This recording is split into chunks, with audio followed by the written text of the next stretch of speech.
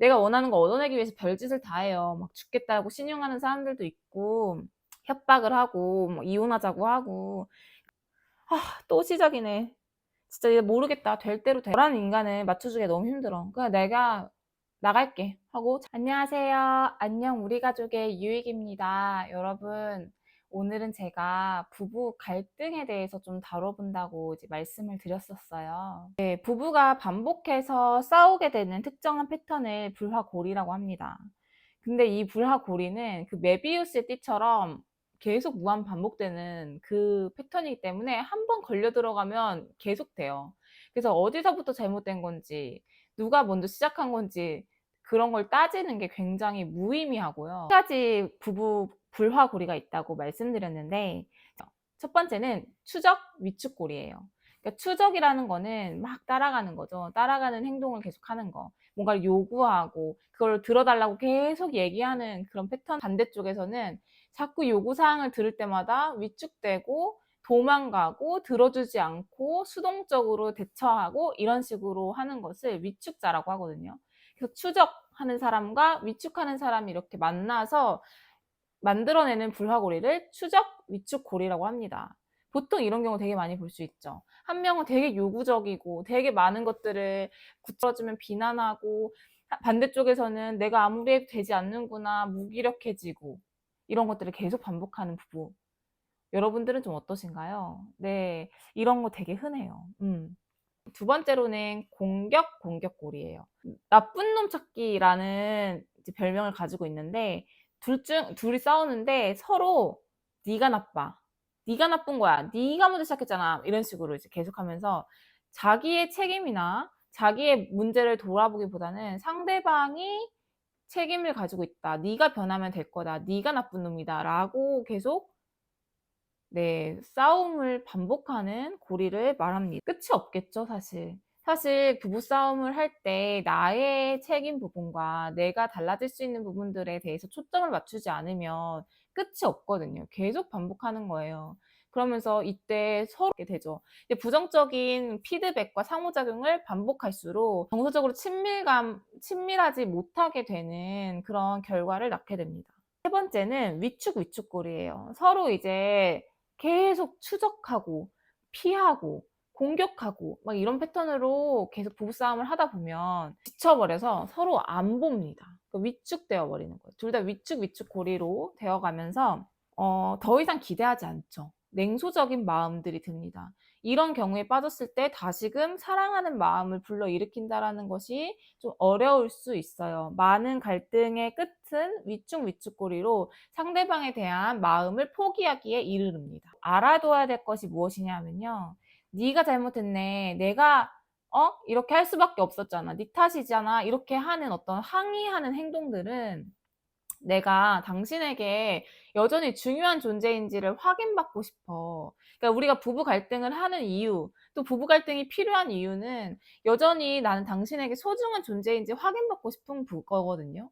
물론 좋은 방식은 아닐 수 있지만, 친밀감을 느끼지 못할 때 우리가 불안함을 느껴서 상대방에게 접촉하고 계속 이렇게 뭔가 얻어내려고 하고 원하는 거를 받기 위해서 자꾸 이런 식으로 공격하고 추적한다라는 거예요. 나를 인정해줘, 나를 중요한 사람이라고 해줘, 내가 너랑 부부가 맞니?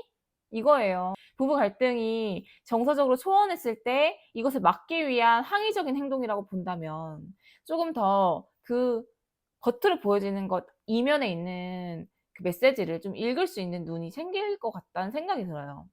이것조차 할 수 없어? 넌 관계를 위해서 뭘 노력하는데? 막 이런 것들. 네, 그래서 분노하죠. 근데 이것도 아까 말한 것처럼 상대방과 밀접한 관계를, 정서적인 친밀감을 얻기 위한 시도라고 볼 수 있어요. 상대방 입장에서는, 반대쪽 입장, 그 파트너 입장에서는 어떻겠어요? 너무 부담스럽고, 아니면 너무 막 요구적이니까 시달리는 것 같고, 그리고 아무리 해도 달라지지 않는 그 되풀이되는 것들이 지칠 수도 있어요. 근데 이제 그런 것 때문에 이쪽에서는 그렇구나, 네가 그걸 원하는구나 하고 해주면 되는데 그게 안 돼요. 왜냐면 공격받으니까. 비난을 받으면 당연히 담쌓고 싶죠. 그래서 담쌓는 걸 하는 거예요. 또 시작이네.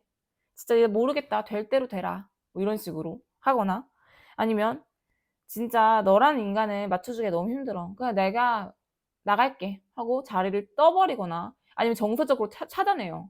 아, 그냥 나나 잘하자. 뭐 이런 식으로. 그래서 추적자 막 이렇게 뭔가 요구하는 사람들 입장에서는 내 행동이 이런 방식으로 이렇게 자꾸 상대방에게 가고 있구나라는 걸 알고 이렇게 행동할수록 상대방은 도망가고 싶어진다. 정말 거리를 두는 게 편하게 느껴질 수 있다라는 거를 좀 아셔야 돼요. 그리고 위축자는 나의 이런 그 소극적이고 담쌓고 이렇게 피하는 이런 방식의 그 갈등 해결 방식이 상대방을 더 쫓아오게 만든다라는 거, 추적자를 더 추적하게 만든다라는 거를 아셔야 돼요.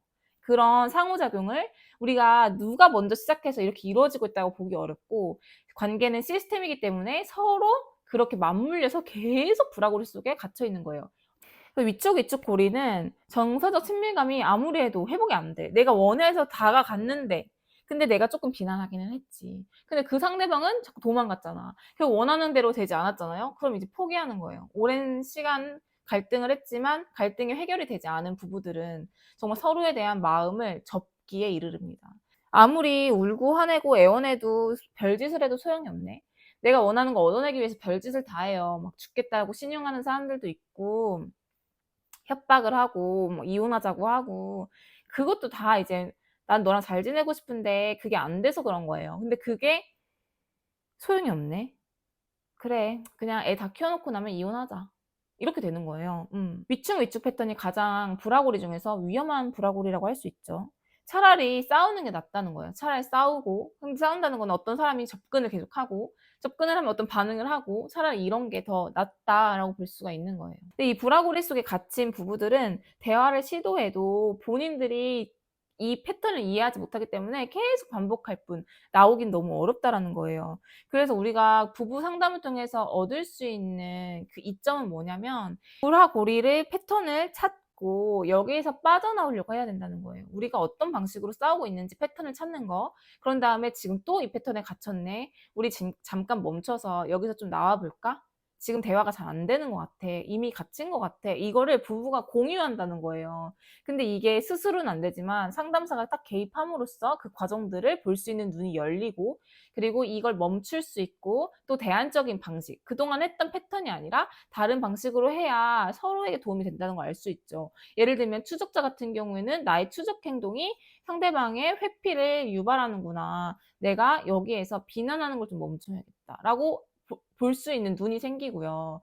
또 위축자 같은 경우에는 내가 위축함으로써 저 사람이 더 자꾸 이렇게 달라붙게 되는구나. 내가 그만 회피하고 문제에 직면해야겠다. 적극적으로 해결하기 나서야겠다. 저 사람 너무 측은하다. 이런 눈을 좀 기를 수 있다라는 거예요. 불화의 고리에서 벗어날 수 있게 하는 힘은요. 첫 번째는 변화하고자 하는 의지입니다.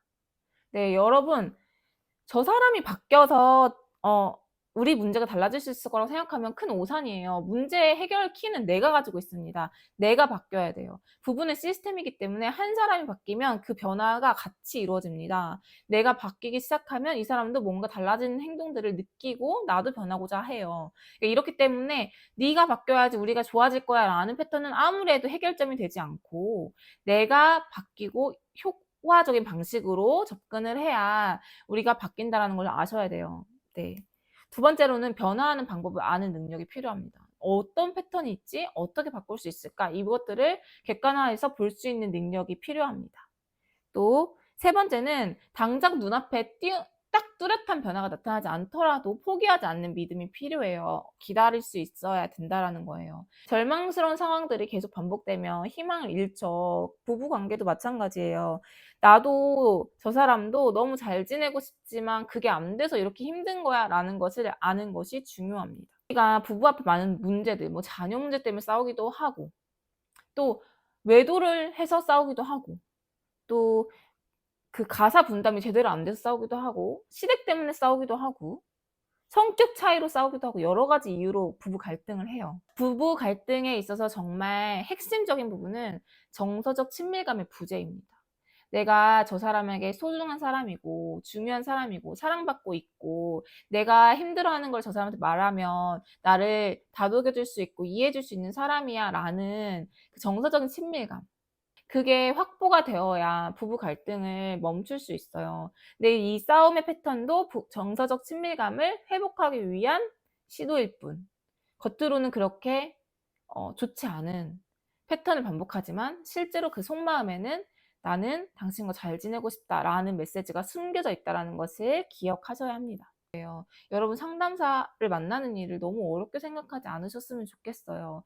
이 부분에 대해서 많이 공부하고 잘 도우려고 준비된 상담사는 여러분의 그 갈등 고리를 이해하고 정서적으로 연결될 수 있도록, 네, 도울 거니까요. 좀 정말 두 분의 힘으로 너무 안 되는 지경에 이르렀다라고 하면은 너무 오랫동안 방치하지 마시고, 너무 안 좋은 상호작용을 계속 반복하지 마시고, 네, 상담에 참여하셨으면 좋겠습니다.